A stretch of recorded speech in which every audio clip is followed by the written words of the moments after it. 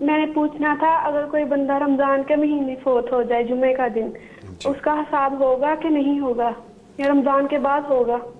اچھا چلیں، شکریہ آپ نے کال کی، میں جواب دیتا ہوں۔ مفتی عبدالولی خان صاحب نے کہا ہے، مفتی اجمل بھٹی صاحب جواب دیں گے پلیز۔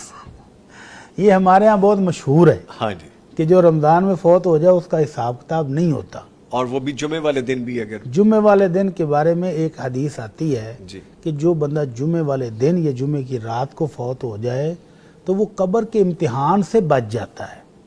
قبر میں دو چیزیں ہیں، ایک ہے امتحان اور ایک ہے امتحان کے بعد کا عذاب یا اللہ کے انعامات۔ اللہ اکبر۔ تو وہ جو سوالات اور جوابات ہوتے ہیں ان سے بچ جاتا ہے جی جو جمعے والے دن یا جمعے کی رات کو فوت ہو۔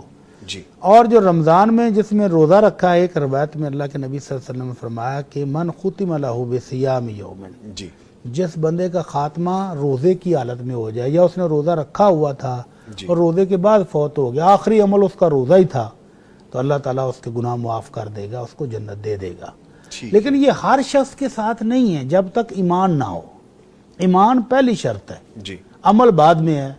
تو پہلے ایمان صالح ہو، کامل ایمان موجود ہو، پختہ ایمان اللہ پر، اللہ کے رسول پر موجود ہو، پھر اس طرح کا نیکیاں والا عمل بھی کرتے ہوئے فوت ہو جائے تو انشاءاللہ اس کی بخشش کی قوی امید رکھنی چاہیے۔ ٹھیک ہے۔